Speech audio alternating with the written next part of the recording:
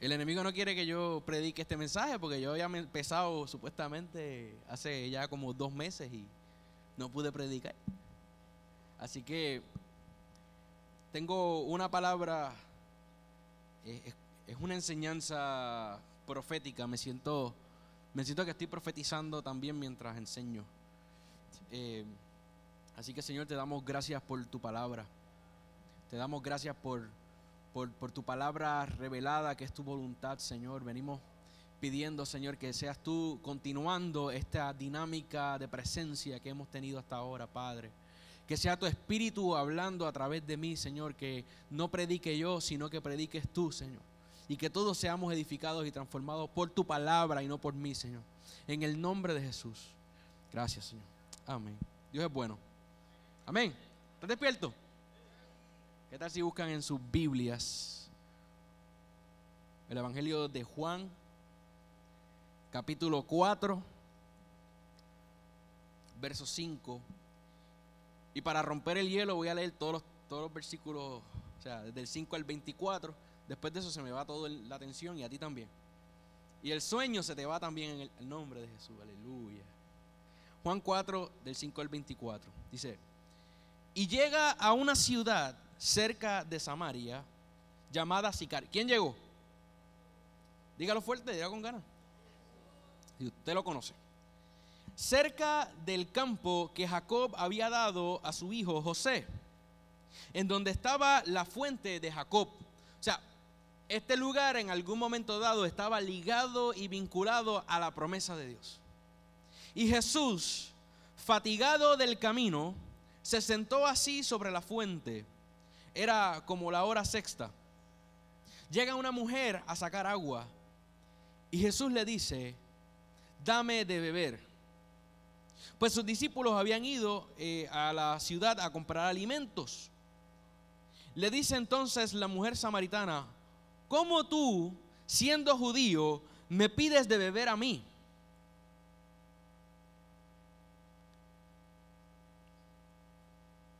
Que soy una mujer samaritana, porque los judíos y los samaritanos no comparten. Respondió Jesús y le dijo: si conocieras el don de Dios, repite conmigo, el don de Dios, el don de Dios, y quién es el que te dice: dame de beber, tú le pedirías y él te daría agua viva. Diga conmigo, agua viva. Le dice: Señor, ni vasija tiene y ese pozo es bien hondo. Estoy dándole personalidad, ¿verdad? Ella, por parte de su abuela, en mi relato, ella es puertorriqueña. ¿Okay? ¿De dónde pues tienes el agua viva? ¿Eres acaso tú mayor que nuestro padre Jacob, que nos dio el pozo del cual bebió él y sus hijos y sus ganados? Respondió Jesús y le dijo: todo el que bebe de esta agua volverá a tener sed. Amén. Pero el que beba del agua que yo le daré no tendrá sed jamás, sino que el agua que yo le daré se hará en él una fuente, diga fuente, de agua que brota para vida eterna. Le decía a la mujer: Señor, dame de esa agua. ¿Alguien se atreve a pedirle agua al Señor? Para que no tenga sed ni venga aquí a sacar. Y le dice: ve y llama a tu marido. Y aquí la cosa se puso. Aquí llegó Cobo Santa Rosa, aquí súper exclusivo. Llama al marido tuyo y regresa acá. Y la mujer le respondió: yo no tengo marido. Jesús le dice: bien dijiste, no tengo marido, porque 5 maridos tuviste y el que tienes ahora no es tuyo, mija. En esto has dicho verdad, dice la mujer. Señor, estoy viendo que tú eres profeta. Esta mujer como que los ojos poco a poco se le están abriendo. Todavía no se ha dado cuenta que este es el Mesías, pero dice: este como que me salió profeta, ¿verdad? Veo que eres profeta. Nuestros padres adoraron en este monte y nosotros decís que en Jerusalén está el lugar donde se debe adorar. Jesús le dice: mujer, créeme que viene la hora cuando ni en este monte ni en Jerusalén adoraréis al Padre. Vosotros adoráis lo que no sabéis, nosotros adoramos lo que sabemos. O sea, los judíos tenían la razón en cuanto a cuál monte era el que se tenía que usar. Pero el tiempo venía y el tiempo llegó en que no se va a adorar a ninguno de los dos. Dice, vosotros adoráis lo que no sabéis, nosotros adoramos lo que sabemos, porque la salvación viene de los judíos. Pero viene la hora, y la hora es cuando los verdaderos adoradores adorarán al Padre, ¿cómo? En espíritu y en verdad. Porque también el Padre, tales adoradores, quiere que los adoren. Dios es espíritu, y los que adoran deben adorar en espíritu y en verdad. Padre, abre nuestros ojos. Yo le pido al Señor que ahora que estemos leyendo ese texto, no estoy diciendo que no tiene relevancia con lo que estábamos haciendo ahora de cantar y de tocar instrumentos y de danzar, la tiene. Pero cuando el Padre está diciendo aquí, Jesús está diciendo que el Padre está buscando adoradores en espíritu y en verdad, no está hablando de música. Está hablando de una adoración que es en espíritu, porque la única manera que tú te puedes conectar con Dios, que es espíritu, es por medio del espíritu. Por eso muchas de las cosas que comenzamos en el Señor, a veces como que empezamos y se quedan a media, porque estamos tratando de conectarlo con la mente. Pero tenemos que conectarnos con el espíritu. Tenemos que saber lo que sabemos en la mente, tenemos que saberlo con el espíritu. Tenemos que tener fe con el espíritu. No es simplemente saber, yo sé que Dios es mi sanador, yo me sé Isaías 53, lo puedo recitar a ciegas. Simplemente sé que consumado es y toda la cuestión. Usted puede saber toda la teología del mundo, pero si no lo sabe en su espíritu, no puede adorar en verdad. Porque lo que te conecta a la verdad es el espíritu. El principio de la sabiduría es el conocimiento, es el temor de Yahweh. Es el temor de Yahweh. Y la raíz de la palabra temor es la misma que la raíz de la palabra ver. Sin temor de Yahweh, tú no puedes ver la realidad. No puedes verdaderamente percibir en el espíritu la verdad. Por eso es necesario que venga sobre nosotros. Es necesario que venga y que esté sobre la nación el temor de Yahweh, porque si no, nadie va a ver nada. Mucho menos van a adorar en espíritu y en verdad. Es interesante que Jesús llega a un lugar llamado Sicar. Algunos debaten si en realidad la palabra se refiere a un lugar que se llama Siquem. Pero sin entrar en ese tema, la palabra Sicar, que fue la que está ahí en el Evangelio, la palabra Sicar, entre las cosas que significa borrachera.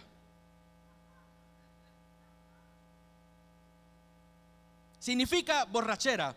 O sea, es decir, Jesús llega a un lugar en el que de cierta manera representa la falta de sobriedad.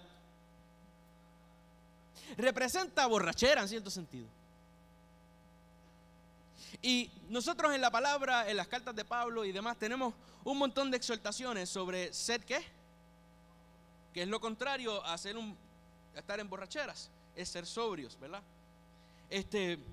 Y la mayoría de estas exhortaciones tienen que ver, algunas de ellas tienen que ver con el final de los tiempos y verán las señales, y otras tienen que ver con dirección de la iglesia, de la eclesía. Pablo le decía a Timoteo, tienes que ser sobrio. Cuando usted está dirigiendo una iglesia, tienes que ser sobrio, no puedes dejarte llevar por estas cosas. Vemos esa exhortación continua de que los líderes, los pastores tienen que ser sobrios. Pero también vemos que hay una exhortación a todos a que seamos sobrios y entendamos los tiempos y las señales.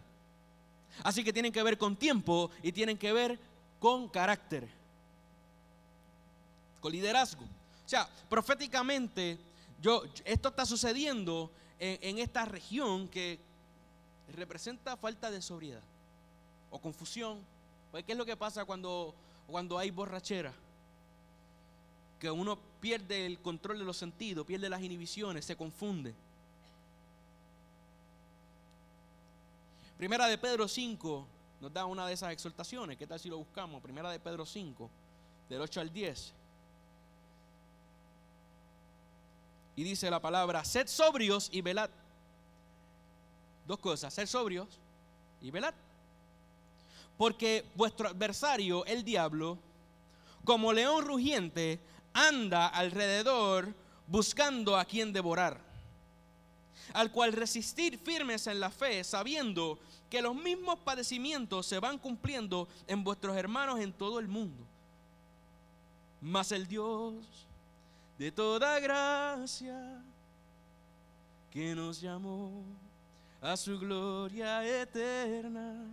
Pero después dice, ¿cómo que dice? Después de que hayáis padecido un poco de tiempo. Hay temporadas que estos cristianos estaban pasando que eran de padecimiento, estaban sufriendo esta situación, había persecución, y él está diciendo, tranquilo, que hay una promesa de perfección, pero no significa que no vas a padecer por un poco de tiempo, pero es un poco de tiempo. ¿Ok? Dice, él mismo os perfeccione, afirme, fortalezca y establezca. Aleluya, amado, ¿qué estamos hablando aquí? Yo les voy a decir algo. Si yo estoy aquí caminando por la finca de la iglesia y yo escucho un león rugir en la cancha, yo me voy a convertir en Usain Bolt y voy a subir la cuesta del caño antes de que usted logre decir amén aquí. Para algunos eso es mucho tiempo, ¿eh? Vacilando, no la cacharon. Voy a seguir. Pero ¿qué les quiero decir con eso?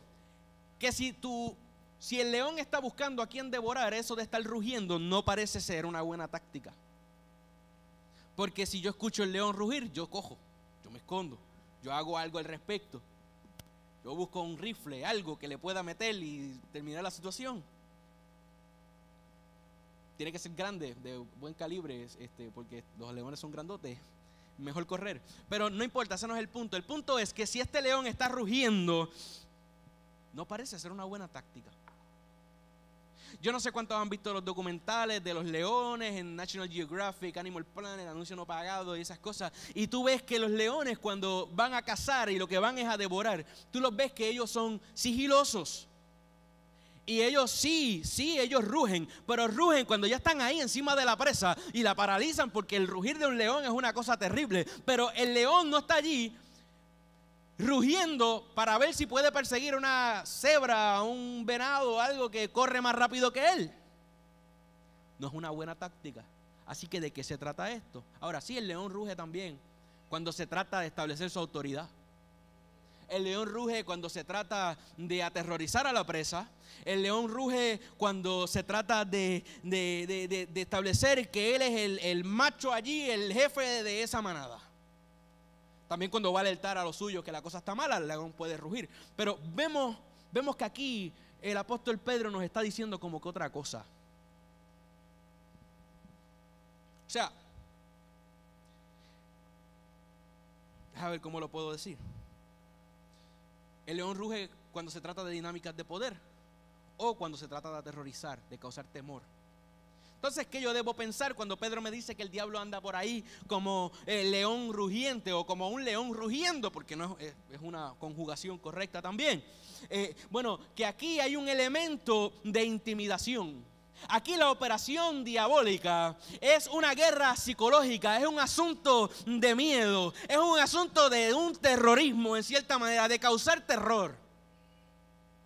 Si yo ando borracho espiritualmente, si yo ando proféticamente miope como iglesia, si yo ando continuamente borracho escuchando el rugir del león que me quiere ocasionar miedo en todas las noticias, en todos los medios, en todas las redes sociales 24/7, metiéndome miedo con esto, después con lo otro, después con aquello, y yo ando borracho, yo soy presa fácil. Y hay una campaña de terror en todos los medios por cualquier cosa. Hoy esto, mañana lo otro. Si los dejan, dicen que el sargazo sale y se traga a la gente.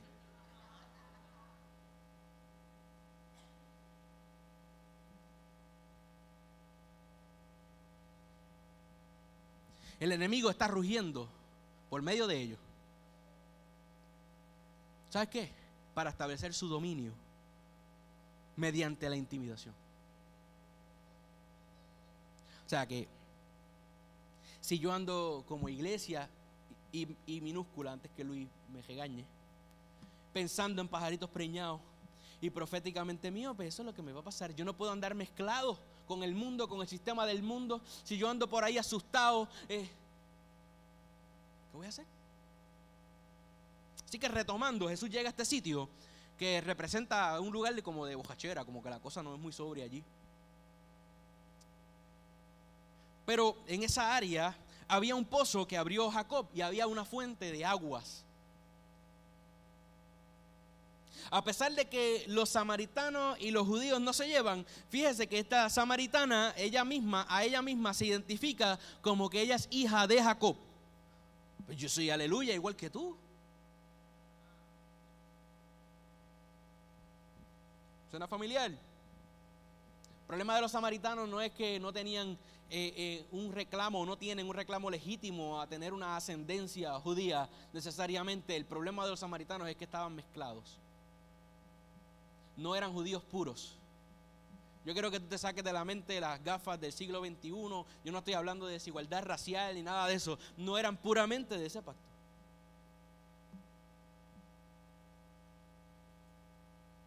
Al día de hoy los samaritanos tienen una Torá con otros libros,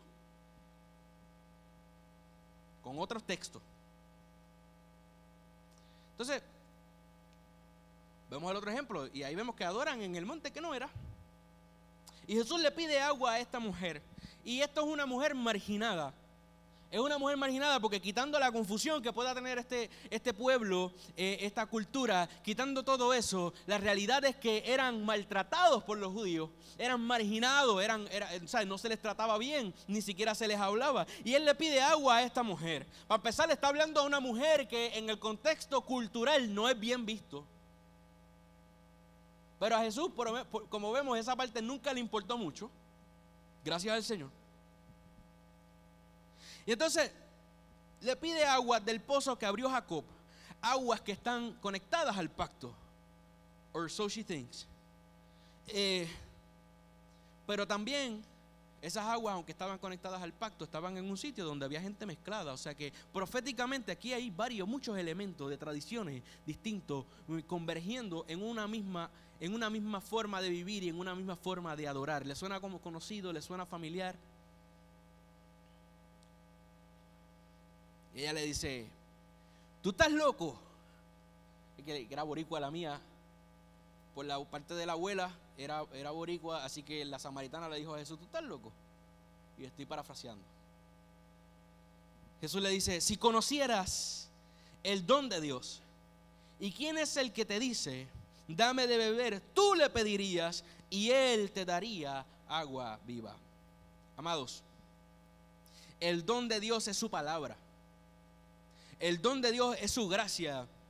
El quien se habla se refiere a una experiencia de revelación, de conocimiento. Si tú me conocieras a mí, o sea, si tú tuvieras mi regalo, mi don, mi Espíritu Santo, mi palabra, mi gracia, y si tú me conocieras a mí, son cosas que van de la mano, no puedes tener una sin la otra.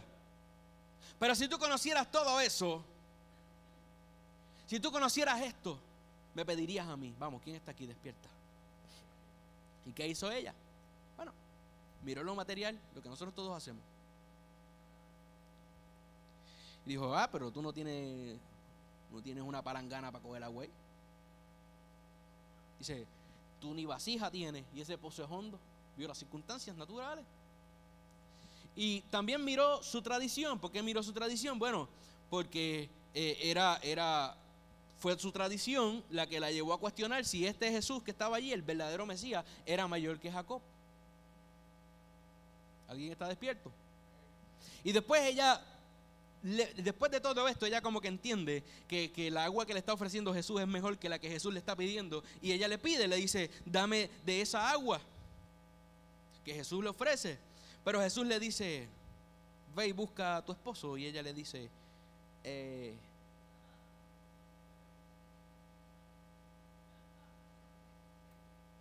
yo no tengo esposo. Y ahí Jesús se mueve en palabra de ciencia. Porque Jesús se movía en palabra de ciencia. Y le dice, y le retrata la vida hasta ese momento, ¿verdad? Y ella dice, me salió profeta el tipo. Y ahora, les digo que es que ella era boricua en mi relato. Y ella logra discernir que es profeta. Y en el momento en que define que es un profeta, ella le trae un tema teológico. Lo mismo que hizo Marta cuando Jesús va a la tumba de Lázaro y le dice, tu hermano se va a levantar. Ella rápido pensó en una respuesta teológica. Ella dijo, yo sé que el día de la resurrección Él se va a levantar y todos los demás. ¿Por qué tantas veces que nos pegamos a Jesús? Y no estoy hablando, hay que conocer la palabra, hay que estudiarla, pero cuando tenemos un encuentro con el Señor, nuestra mente, mi primer impulso no puede ser teológico. Mi primer impulso es conocerlo. Mi primer punto es experimentar ese encuentro que estoy teniendo con Jesús. Algo Él me va a decir que va a tener trascendencia teológica, definitivamente, amén. Pero yo tengo que mirarlo a los ojos, tienes a Jesús al frente y rápido quiere, pues ya que tú estás aquí, contéstame una pregunta. Nosotros a veces decimos, que cuando yo esté en el cielo, yo le voy a hacer esta pregunta a Dios. Y yo mismo lo digo, ¿sabes qué? Yo no voy a hacer ninguna pregunta si todo va a ser evidente. Se me van a acabar las preguntas. Y mira que yo tengo un montón. Que ahí pues se puso teológica la cosa. Amados, pero la respuesta de Jesús nos muestra la importancia del Espíritu y la palabra. Y yo prediqué de eso aquí ya. Jesús les revela que viene un tiempo y que el tiempo es ahora. Diga conmigo ahora. Diga conmigo ahora. Viene un tiempo y el tiempo es ahora. Le está hablando, amado, le está hablando en dos dimensiones a la vez. Aquí me puse profético. Le está hablando en dos dimensiones de tiempo espiritualmente a la vez. Él tiene un pie en el presente y un pie en la dimensión espiritual. Le está diciendo el tiempo viene. ¿Por qué? Porque sabemos que en ese instante no se estaba accionando en lo material lo que Él estaba anunciando. Se iba a accionar un poco después. Así que, pero sin embargo Él está diciendo ahora viene y ahora es.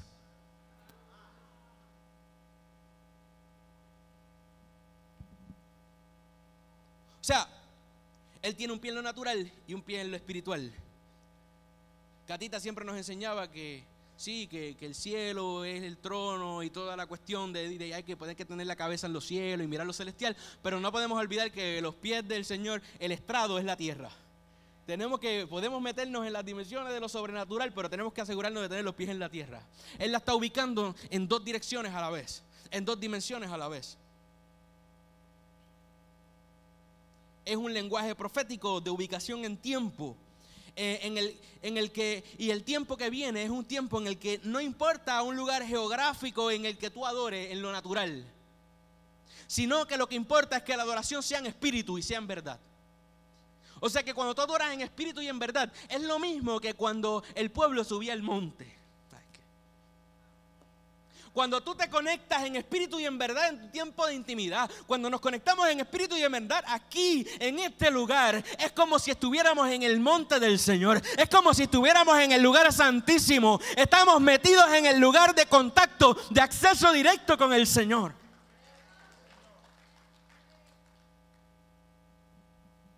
Y los que se conectan en espíritu, porque Él es espíritu.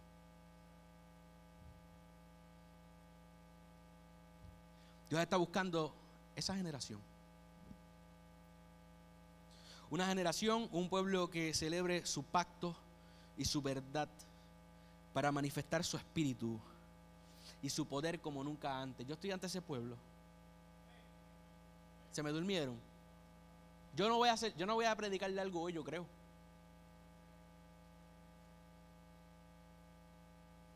Mi esposa es la que puede verificar. Ella ya más o menos sabe cuando ve mis mensajes. Ahora, ya que Jesús lo hizo, vamos a hacerlo nosotros también. Él se encontró con esta mujer en lo cotidiano de su día y más o menos la ubicó en cuanto a, mira, esto es lo que está pasando espiritualmente y esto es lo que está pasando en el tiempo inmediato, en el natural. Yo estoy aquí ahora, ¿verdad? Así que, ¿qué tal si nos usamos el lenguaje para ubicarnos en el tiempo? ¿Se atreven? Bueno, esto es sencillo. ¿Cómo está el diablo en este tiempo? Vamos, abra sus ojos espirituales. ¿Cómo está el diablo ahora mismo? Lo primero es que estás derrotado. Can I say it? Can I preach? Can I get a amen? Hallelujah. Lo primero que siempre que alguien te mencione diablo, lo primero que tiene que venir a tu mente es derrotado. ¿Cuál era la pregunta? No, que el enemigo es derrotado. ¿Cuál es? ¿Qué es lo próximo? ¿Qué es lo que me vas a decir? ¿Cómo está el diablo? ¿Cómo está el diablo? Ya está derrotado. No lo voy a derrotar, ya está derrotado. Para que hay que acordárselo a veces. Ahora, ¿qué le queda? Le queda el ruido. Por eso está por ahí haciendo mucho ruido. Está buscando a quien devorar porque no los tiene.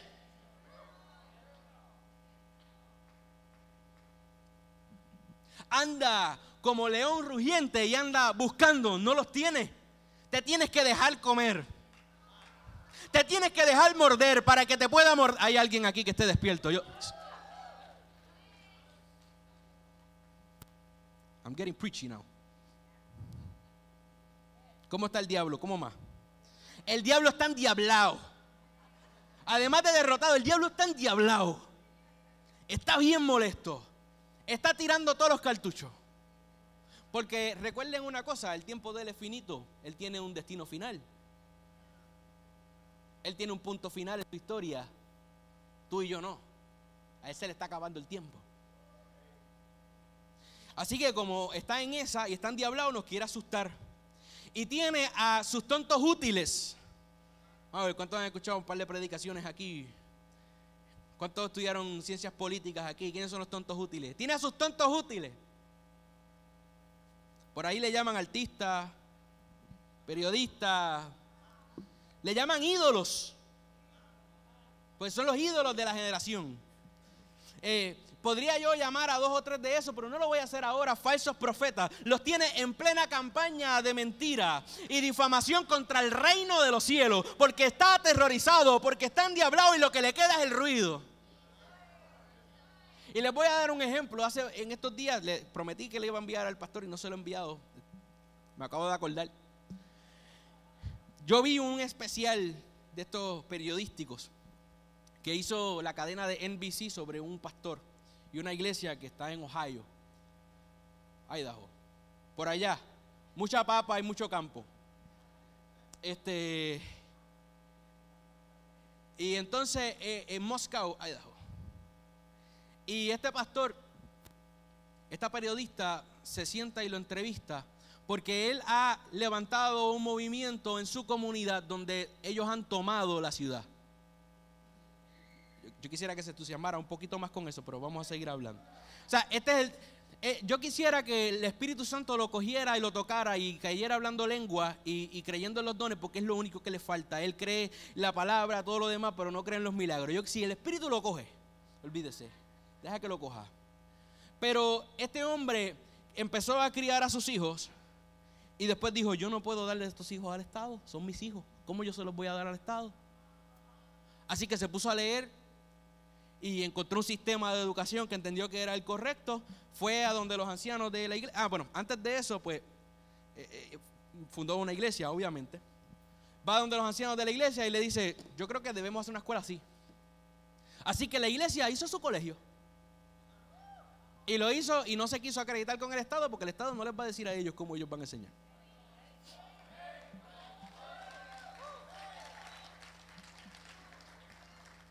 Pero los hijos empezaron a crecer y dijeron, ay Dios mío, pero que está tanto que yo he invertido en ellos, ahora los voy a mandar a la universidad, ¿qué yo voy a hacer con ellos? Y es un pueblo donde hay una universidad secular fuerte, influyente. Pues, ¿qué voy a hacer? Guess what he did. Pues hizo una universidad. Y después dijo, bueno, yo tengo estos libros que son clásicos, que son libros de la palabra, todo lo demás. No quiero que me controlen lo que voy a publicar. ¿Y a qué no saben lo que hizo? Hizo una imprenta, hizo su propia agencia publicadora, publicidad. Tiene tiene su aplicación, tiene tus libros, todos publicados por ellos mismos. ¿Qué les estoy diciendo? ¿Hay algo controversial en lo que él está haciendo? Pues entonces la periodista va allá porque NBC encontró cristianos normales y se impresionó porque no sabía que existían. Y entonces ahora le puso un sello, y el sello que le puso es Christian Nationalist. Nacionalistas cristianos le llamó ahora. Esa es la palabra metemiedo del león rugiente de este tiempo. Entonces yo digo, bueno, pues ¿qué será eso que cree esa gente que es tan controversial? Y escucho la entrevista. Usted puede creer lo que él estaba diciendo. Cosas terribles, cosas terribles. Él estaba diciendo que Jesucristo es el Señor y que los magistrados civiles se tienen que someter a la palabra y a Dios. Él empezó a decir que según la palabra, el hombre es el sacerdote del hogar y que ese es el modelo bíblico para la familia. Es controversial. Encontró que él dijo que no existe tal cosa como matrimonio homosexual porque solo hay un matrimonio que es el creado por Dios y aquello es un invento y es falso y no existe verdaderamente. Se le ocurrió decir que creen en la vida desde la concepción. Hay alguien que... Tú, cristiano normal, eres noticia hoy. Eres escandaloso por creer la Biblia. Lo más escandaloso. Él se atrevió a decir que él quiere que su pueblo sea un pueblo cristiano.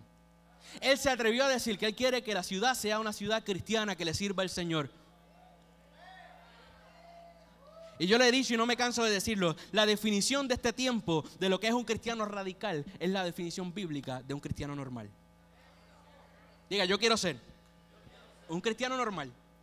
Nosotros ya empezamos con el colegio. Y nosotros vamos a tomar la ciudad. Vamos a tomar la ciudad porque Jesucristo es el Señor de Guayabo. Jesucristo es el Señor de Isabela. El verdadero Padre de aquí es el Padre de los cielos. Es Jesucristo el Señor, el verdadero. Aunque el magistrado civil quiera restaurar los cultos a los patrones de esta región, nosotros vamos a tomar los aires porque esta ciudad le pertenece al Señor. Puedes celebrar cuanta fiesta patronal te dé la gana. Yo reprendo la fiesta y retomamos los aires en este lugar. Hay alguien que esté despierto. Porque Jesucristo es el Señor de Isabela. Y no necesito ganar elecciones para establecer el reino de los cielos en la tierra. Necesito un pueblo valiente que se atreva. Pero usted sabe qué, ¿usted cree que este hombre no está viviendo padecimiento? La noticia completa es para barrer el piso con él. Yo no sé cómo se dice en español, pero en inglés le dirían eso es un hit piece. Es un asesinato de carácter. Ahora tú lo escuchas y tú dices amén. Aleluya. Empiezas a hablar en lengua, después te das cuenta que él no cree en las lenguas y te sientes raro. Pero él va a caer, amén, gloria a Dios. Así que, así está el diablo, difamando. ¿Usted cree que aquí no han difamado a nuestros apóstoles? Yo lo he visto en medios de comunicación, yo lo vi en la Comay una vez. ¿Usted no? Yo sí, yo lo vi.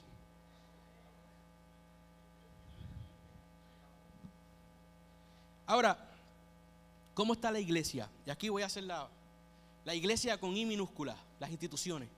Porque la iglesia del Señor, la novia del Señor es gloriosa, es victoriosa, es pura, es sin mancha. Ahora, ¿cómo yo veo la iglesia? Mira a su alrededor, no esta, mira las iglesias. Mira esta también, pero no haga nada porque estamos aquí mismo en vivo y es preocupante. Míranos a nosotros, pero ¿cómo está la iglesia en general? Bueno, amado, yo veo muchas congregaciones ebrias. Yo soy el único. Yo veo falta de sobriedad en las iglesias. Veo muchas congregaciones que se han dado demasiado del vino de la Eucaristía y se les fue la mano y están ebrias. Yo veo muchas iglesias que se están dejando llevar por todo viento de doctrina. Les gusta estar a la moda, les gusta ser catchy, aunque no sean bíblicos.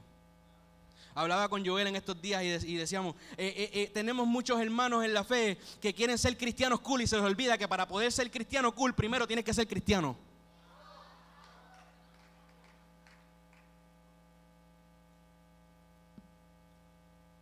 Yo las veo asustadas, tratando de ser inclusivas de lo que Dios aborrece, porque Dios aborrece el pecado.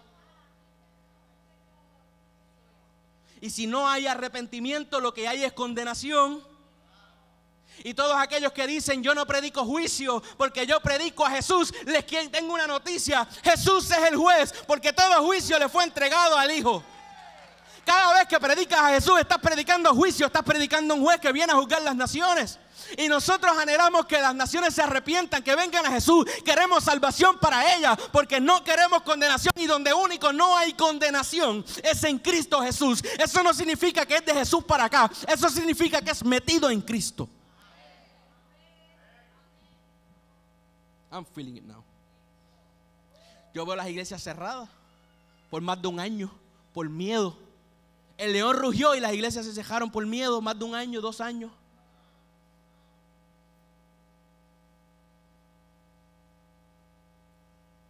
¿Cómo está el mundo? Estamos haciendo una prueba diagnóstica. ¿Cómo está el mundo? El cosmos allá afuera. Bueno, sin lugar a duda yo lo veo ebrio. ¿Alguien lo ve ebrio? Yo lo veo indiferente. Me parece que hay un texto que no lo tengo apuntado, no sé si es en Amós o en Zacarías, que la actitud del pueblo era básicamente: Dios no va a hacer ni el bien ni el mal. Era como esta visión de que Dios no interviene básicamente en los asuntos. Como que no importa lo que haga, no va a afectar nada. ¿Alguien ha visto que el mundo está así? Indiferente. Yo veo el mundo como ovejas que no tienen pastor. ¿Qué significa eso? En Marcos 6:34, búsquelo rápido. Marcos 6:34, vemos que Jesús vio una gran multitud. ¿Y qué tuvo?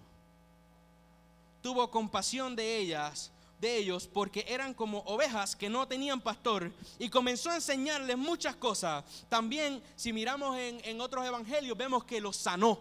Les enseñó y los sanó, las dos cosas. Ok. Esto de no tener pastor, ¿significa que no se congregan? Esto de estar por ahí como ovejas que no tienen pastor. Ya los que se conectan con nosotros en el Zoom ya saben esto. ¿Ves? Ya tienen esto adelantado.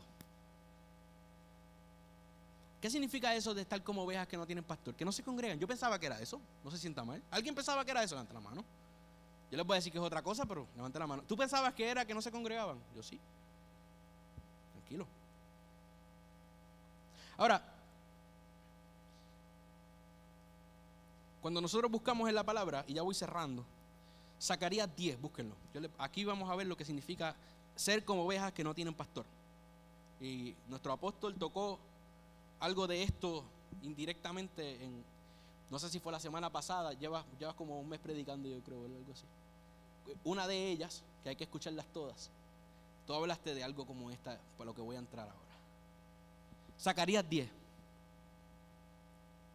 Pedid a Jehová lluvia en la estación tardía. ¿Cuántos le piden al Señor eso? Amén. Jehová hará relámpagos y os dará lluvia abundante y hierba verde en el campo a cada uno. Aunque estamos caminando hacia Sucot, eso es una referencia a Pesaj, pero no puedo entrar en eso. Porque terafines han dado vanos oráculos, y los adivinos han visto mentira, han hablado sueños vanos, y vano es su consuelo, por lo cual el pueblo vaga como ovejas y sufre.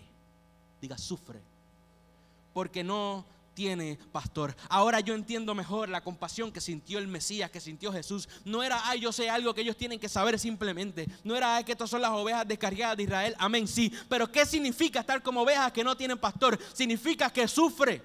Y yo veo que el mundo sufre como ovejas que no tienen pastor. ¿Por qué? Bueno, vemos 4 cosas. Vemos porque los ídolos le han dado vanos oráculos. La palabra terafines significa ídolo. Le han mentido. Lo que le han hablado son maldiciones, agua de Belial, como decía Paul. Les ha mentido, les ha vendido sueños y castillas y villas y castillas, pero en realidad lo que les está ofreciendo es un mundo, que una dinámica, una cultura que te lleva al mismo infierno, a la misma perdición. ¿Por qué más? Porque los adivinos lo que han visto es mentira. Alguien que está despierto, estamos profetizando ya. ¿Por qué más? Porque han hablado sueños vanos. ¿Por qué más? Porque su consuelo es vano. Y yo te quiero decir a ti, Si aún no estás conectado al pacto y estás conectado a Jesús, yo te quiero decir que todo lo que te está ofreciendo el mundo es sueño, es consuelo vano. Yo sé que te están diciendo que eso se llama ser libre y tomar tu propio camino, pero eso lo que se llama es un consuelo vano que te va a llevar a la destrucción. ¿Y qué hizo Jesús? Jesús los sanó y comenzó a enseñarle muchas cosas. Les comenzó a compartir la palabra. Es nuestra obligación compartir la palabra. También debemos sentir compasión. Amado, a nosotros no nos preocupa mucho, de forma especial, lo que canta un loco con falda, que llena estadios. A mí no me importa mucho lo que él hace, porque es él. ¿Usted sabe lo que a mí me preocupa? ¿Por qué a mí me preocupa? Porque es una oveja que no tiene pastor, que va justo camino a la destrucción y a la devastación de su vida. Y por eso nosotros tenemos la obligación de llamarlo, porque tenemos que sentir compasión, porque lo tenemos que llamar arrepentimiento. A mí no me preocupa porque me llamen, que me digan retrógrada y toda la cuestión. No es por eso, no es porque yo sea un entrometido, que a mí me importa que nuestra juventud esté escuchando esa música. Es porque van juntos rumbo a la destrucción si no hay un cambio de vida. A nosotros no nos preocupa que los jóvenes vayan a conciertos porque somos envidiosos, porque van más a los de ellos que a los de nosotros, por favor. A mí me preocupa porque es una generación que está destinada a sufrir como ovejas que no tienen pastor, que van allí y se congregan en un estadio para que un ídolo les mienta y les venda un sistema corrompido de lo que es el valor de la mujer, de lo que es la familia, de lo que debe ser la sociedad. Y se tienen que enternecer mis entrañas como las de Jesús.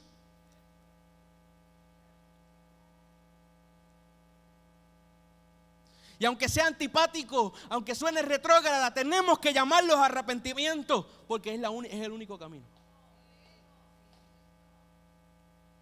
Me entristece la maldición que esa cultura del diablo, que ese rugir del león, del diablo en este tiempo, está provocando, y la maldición que trae a la nación. Ahora, para una iglesia sobria que vigila, que conoce los tiempos, que tiene el carácter, puede cambiar el destino de la nación. Ahora, yo les pregunto, ¿la samaritana le dio agua a Jesús? Ya esto yo lo había dicho, pero quizás en otra ocasión lo voy a repetir. ¿La samaritana le dio agua a Jesús?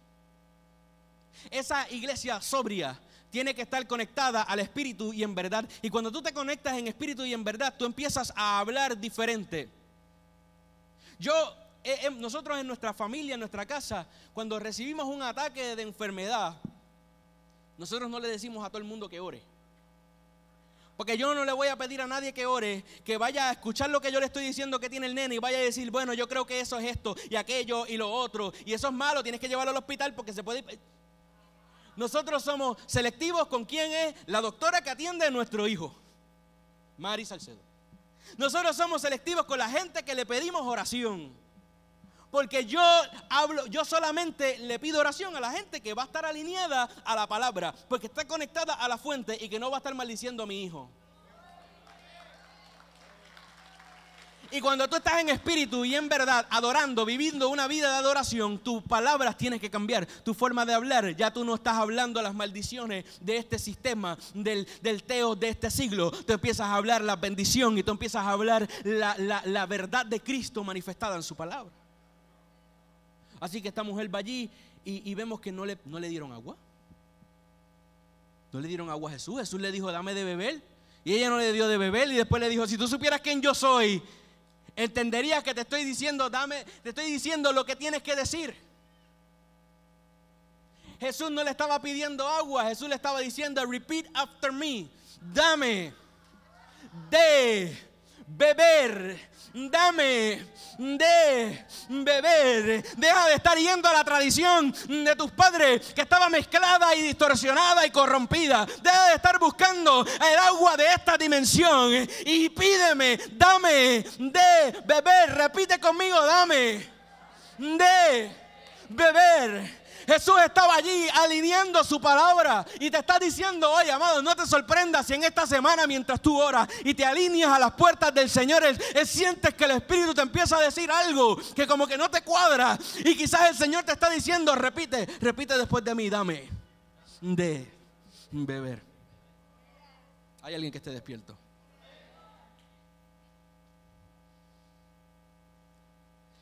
La iglesia tiene que despertar y pedirle agua a la fuente. El mundo va a venir cuando te vea bebiendo del agua viva. D.L. Moody decía que si tú quieres saber quién tiene sed en un lugar, tú lo único que tienes que hacer es servirte un vaso de agua.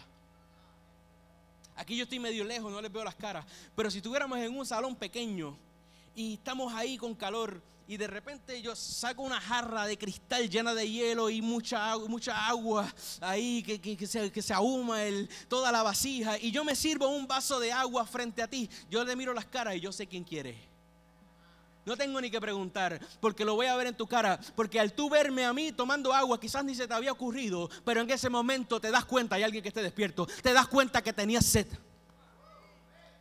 Cuando nosotros estábamos ministrando en Mayagüez con la célula, con Luisito Medina, nosotros recordamos que nos pasó eso. En alguna ocasión en la célula estábamos compartiendo, entiéndase, comiendo Doritos con queso. Porque esos son los compartires de jóvenes en la célula. Y estábamos comiendo Doritos con queso y vacilando y hablando, porque ese día no había clase, no teníamos una enseñanza. Y nosotros comenzamos a hablar de testimonio. Y empezamos a decir: wow, yo vi y recuerdo cómo fulano de tal estaba ministrando y se levantó esta persona de paralítico. Y vemos cómo ella y Allen, yo vi el video que Dios lo usó para sanar como 7 ciegos corridos en una fila. Y empezamos a hablar del agua que sacia nuestra sed. Y un muchacho que estaba invitado ese día, que nadie le predicó, cuando nos fuimos de allí, nos dijo: yo quiero de eso que ustedes tienen. Le entregó su vida al Señor, le ministramos. ¿Por qué? Porque si tú te sirves el agua, la gente se da cuenta que tiene sed. Dice aquí: cierre.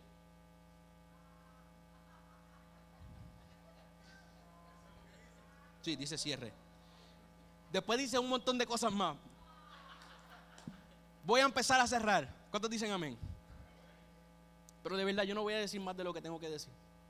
Yo tengo una asignación. ¿Usted sabe cuál es mi diagnóstico profético después de mirar el estatus del diablo, de la iglesia y del mundo? ¿Cuál es mi diagnóstico? Si yo fuera así, doctor, pensé que tengo un estetoscopio aquí. ¿Cuál es mi diagnóstico después de ver todas las placas que estoy viendo aquí, que hemos discutido? ¿Cuál te cree que es mi diagnóstico? Los voy a sorprender. Quizá. Lo primero que yo diagnostico es que nada de eso afecta a Dios y a su designio. Que su trono es inconmovible y nada se ha salido de sus manos. Eso es parecido a que cuando alguien te diga diablo, que del diablo dices derrotado. Pues así mismo, lo primero que tienes que pensar es que nada se sale de sus manos, nada se sale, su trono es inconmovible. A él esta jugada no se ha ido. Ahora, pero lo segundo es que se están estableciendo las condiciones perfectas para un tercer despertar. Se están estableciendo las bases y las condiciones meteorológicas perfectas, no para un huracán, sino para un tercer gran despertar en toda la nación. Yo sé que quizás algunos nunca lo han escuchado de qué yo estoy hablando cuando hablo de gran despertar, pero les voy a explicar rápido. Y esta es la parte del cierre, estoy empezando a cerrar. En el siglo XVIII, donde es hoy Estados Unidos, estamos hablando un par de años atrás, los 1700, allá, después de un mover tremendo de Dios, porque a Estados Unidos, esa zona la poblaron un montón de gente que eran, hoy día le llamarían evangélicos a la mayoría, by the way, y empezaron a fundar pueblos a base de sus creencias y de su fe y de su moral. Y empezaron a vivir en comunidad juntos y hubo un gran mover y toda la cuestión y la cosa estaba chévere, y los puritanos aquí, los cuáqueros por allá, no todos en la misma página, pero casi todos estaban de alguna manera conectados a la fe. Y fue un gran mover. La gente venía de Europa para vivir acá, para poder vivir su fe, porque allá eran perseguidos. Digo, para acá no, para allá, pero usted me entiende. Pero sin embargo, ya para el 1700 la cosa se empezó a enfriar, a ver quién tiene ojos para ver y oídos para escuchar. La gente dejó de ir a la iglesia, las iglesias dejaron de crecer, las iglesias crecían solo de los hijos que parían, porque ya estaban, era como un asunto cultural, la gente iba a la iglesia pero realmente no estaba convertida. Y entonces lo que estaba de moda a nivel de Europa y de Estados Unidos, todavía no se llamaba así, pero las colonias, era la ilustración. Era todo lo racional, lo hiperintelectual, todo lo naturalista. Y lo que estaba de moda más que la fe cristiana era el deísmo. Que el deísmo es básicamente una visión de que Dios puede existir pero no interviene con las cosas de aquí. Toda la información de fuente primaria de lo que yo voy a conocer va a ser la naturaleza, va a ser la ciencia. Y en medio de esa cultura, en medio de ese enfriamiento, yo no sé si usted sabe, pero hay estudios que indican que Estados Unidos, la iglesia ha decrecido, pero en niveles desproporcionados, pero ridículos, que en los próximos años casi va a dejar de ser una nación cristiana. ¿Hay alguien que ha escuchado esas estadísticas? Y yo te voy a decir algo, y aquellos que se identifican como cristianos, muchos de ellos son cristianos nominales que no creen la Biblia, por tanto, no los conozco. Y la atmósfera era similar entonces a esta, la gente indiferente, la gente estaba como que así como rara, y yo estoy profetizando, amado, sé que no parece. Y en medio de eso, Dios comenzó a levantar ministros de Dios que comenzaron a predicar tanto en los púlpitos como en las calles, y comenzaron a provocar avivamientos en todas partes de las colonias, y miles, decenas de miles. Ahora cuando tú dices decenas de miles, contando la población de esa época, hoy serían quizás cientos de miles, decenas de miles de personas comenzaron a reencontrarse con el Señor. Y uno de los detonantes de ese mover de Dios fue un llamado a arrepentimiento que se dio en una iglesia. ¿Usted se imagina? Eso fue, le llamaron el gran despertar, porque casi todo Estados Unidos fue influenciado por eso. Un predicador que se llamaba Jonathan Edwards predicó en su iglesia, se levantó un día quizás como cualquier otro a predicar un mensaje como cualquier otro, porque era el pastor de la iglesia. Hablaba pausadamente porque no quería causar emoción en la gente, quería asegurarse que cualquier cosa que pasara fuera de Dios. Se tardó como 6 horas en dar un mensaje que lo podía haber dado en una. Pero él comenzó a hablar de la ira de Dios, del juicio de Dios, y llamar a la gente al arrepentimiento. En medio de esa frialdad, él comenzó a predicar eso, y la gente empezó a gritar, la gente empezó a llorar, la gente empezó a ser estremecida en las sillas, que él no se escuchaba lo que estaba predicando, tenía que mandarlos a callar para poder seguir el sermón. Y no fue, tú puedes coger sus palabras ahora y utilizarlas para meter miedo, pero no fue eso lo que pasó allí. Lo que pasó allí fue un mover de Dios que despertó a la nación y los hizo volverse a Jesús. Para que tengan idea, de ahí salieron muchas de las grandes universidades de Estados Unidos. Ese mismo predicador fue presidente de una de las universidades más importantes de Estados Unidos, de donde se graduaron varios de los padres fundadores de la nación americana. De hecho, cuando John Whitefield predicaba, allí estaban muchos de los que firmaron la Constitución después, años después. ¿Pero qué pasó? La cosa como que perdió velocidad de nuevo. Y luego hubo otro segundo despertar. Dios levantó hombres como Charles Finney, que todo lo que nosotros sabemos hoy de avivamiento y de cómo provocar avivamiento, en gran parte lo hemos leído todavía de los libros de Charles Finney, con los avivamientos que él dirigió en Nueva York. Un abogado que se convirtió, problemático siempre. ¿Qué les estoy diciendo? ¿Qué les estoy diciendo? Les estoy diciendo que el mundo está viendo que la iglesia pierde jóvenes y que se están secularizando. Están secularizando.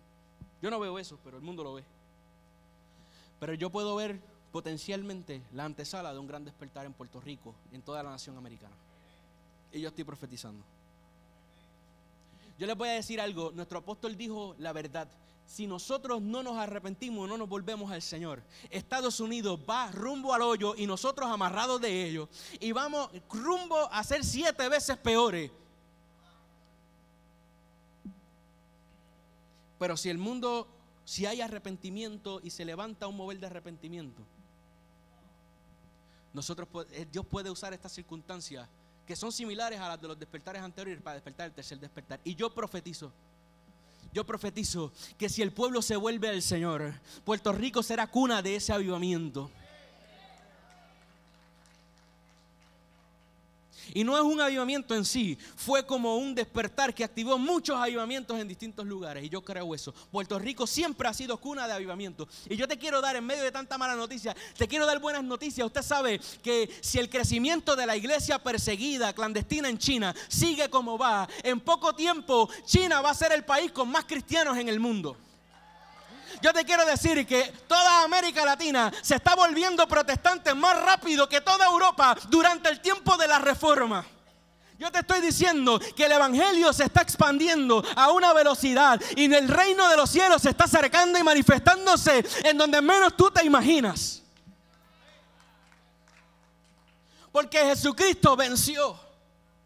Y el reino de los cielos es semejante a una semilla de mostaza que va creciendo, creciendo, creciendo, creciendo. Es semejante a una levadura que puso una mujer y comenzó poco a poco a leudar toda la masa. Amado, nosotros puede que en este caminar de la expansión del reino tengamos par de traspiés y par de persecuciones y par de padecimientos. Pero después de haber padecido un poco de tiempo, yo te quiero decir que en el macro, si tú coges la historia de la iglesia en troncos más amplios, vas a ver que lo que hemos hecho es expandirnos, es crecer, es manifestar el reino en la tierra.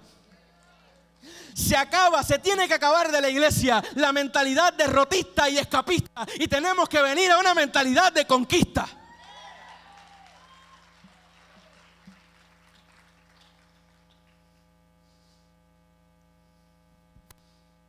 El Señor te dice, deja de estar cambiando de esposo. Espiritualmente, alguna gente tiene que cambiar de esposo, ¿tú me entiendes? Deja de estar con esposos que no son tuyos, iglesia. El Señor te dice, vuelve, oh Israel, vuélvete a tu Dios. Es tiempo de retorno, es tiempo de teshuvá, es tiempo de volver al Señor. Jesús no confrontó a la samaritana para destruirla, porque se sentía mejor que ella. Él era mejor que todos nosotros, pero no fue ese el sentir de él. Él sintió compasión. Y él la confrontó con ese pecado y con las circunstancias naturales de ella para salvarla. Yo no sé cómo tú estás tomando este mensaje, pero lo que te estoy diciendo es un mensaje que confronta, pero es para salvación.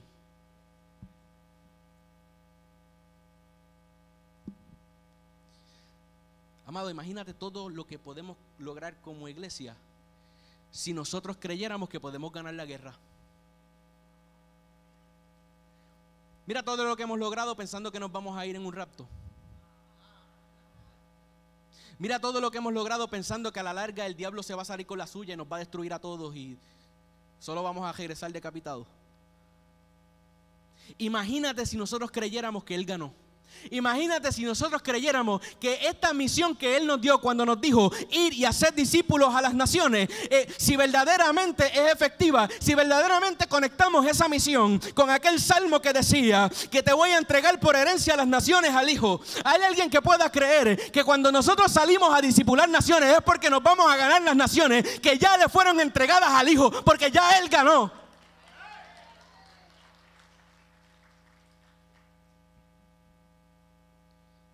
Jesús ha venido al sicar que hemos estado viviendo embriagados, a traernos sobriedad en el espíritu. Es hora de clamar por sus aguas. Es hora de renunciar a las aguas de Belial. Y es hora de recibir sus aguas, su río, su fuente. Porque lo que dice Jesús a la samaritana es que todo el que cree esto que estamos hablando, de su interior se va a convertir en una fuente. No va a tener que estar yendo al pozo de Jacob para recibir agua, sino que no va a tener sed jamás, y de él y de su interior van a comenzar a fluir ríos de agua viva. Que el diablo se quede con las ganas. Yo tengo un león que ruge más fuerte y tiene más poder. Amado, con esto termino. Este martes a las 6 hasta el miércoles, creo que estoy en lo correcto. nosotros entramos a lo que se llama Yom Kippur en los tiempos de Dios. ¿Cuántos son sobrios y velan los tiempos? Yom Kippur lo que significa día de expiación. Es un tiempo de arrepentimiento. Toda esta semana, esos procesos que tú has estado viviendo así de confrontación, de que no sé por qué estoy luchando con esto, es tiempo de examinar tu corazón y entregarle tu vida en preparación al Sukkot, en preparación a la fiesta de tabernáculo. Y antes de eso, nosotros estamos ahora mismo en 10 días que se terminan en Yom Kippur, de pura limpieza espiritual de nuestro corazón, de nuestra alma. Y nosotros nos arrepentimos. Pero en Yom Kippur es importante que nosotros entendamos que el arrepentimiento que hacemos en ese momento es un arrepentimiento donde nosotros verdaderamente somos perdonados, amados. Tenemos que dejar de pensar que cuando nos arrepentimos no somos perdonados. El quien el Padre hace, Jesús hace libre, verdaderamente es libre. Así que nosotros nos arrepentimos de nuestras malas obras, de nuestros caminos. Nosotros nos volvemos a Jesús, que es el llamado que el Señor está haciendo a esta generación. Pero lo hacemos sabiendo que la propiciación ya fue entregada en Cristo. Hay alguien que le cree al Señor. Póngase de pie. Dele un aplauso fuerte al Rey. Dale, déselo.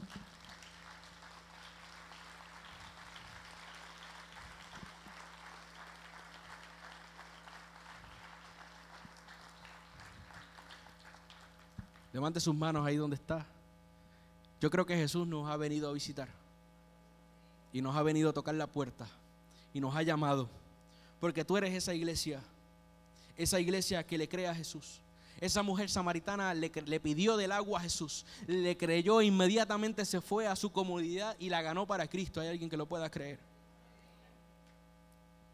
El diablo está derrotado. Deja de estar peleando con el diablo como si tuviera más poder que tú. Padre, en el nombre de Jesús te damos gracias por esta palabra, Señor. Nosotros te decimos que sí. Yo digo que sí, ese es problema tuyo, ¿verdad? Yo espero que sí. Yo digo que sí al llamado que nos estás haciendo, Señor. Yo digo que sí a la comisión que nos has entregado. Padre, nosotros te pedimos en esta hora, Padre, activa esa visión misional en esta casa, que nosotros podamos ser una casa que expande el reino, que continuemos siendo una casa que expande el reino en la tierra, Señor. Nosotros venimos ahora mismo, Padre, en el nombre de Jesús, dando una orden de que todos los poderes de las tinieblas que se han querido apoderar de esta ciudad retroceden en esta hora, en el nombre de Yeshua, en el nombre de Jesús. Toda agua contaminada es quitada, es removida, es secada en esta hora, y hay un fluir de las aguas de vida del Señor que se activa ahora mismo en el nombre de Jesús. Levanta tus manos alto, porque el Señor no levanta un pozo de agua en Ciudad de Salvación, levanta todos los pozos que están aquí con las manos levantadas, y los que nos están viendo por transmisión o nos verán después, Él levanta pozos de aguas vivas que expanden el reino y el evangelio por la ciudad, en el nombre de Yeshua, en el nombre de Jesús. Y Padre, nosotros nos arrepentimos, Señor, por el pecado de nuestra nación. Nosotros nos arrepentimos por nuestros propios pecados, Señor, reconociendo que en ti hay perdón. Nosotros nos volvemos a ti, Señor, y nos volvemos a volver el mundo a ti, Señor. En el nombre de Yeshua, en el nombre de Jesús. Gracias, Señor. Amén. Gracias, papá. Déselo fuerte.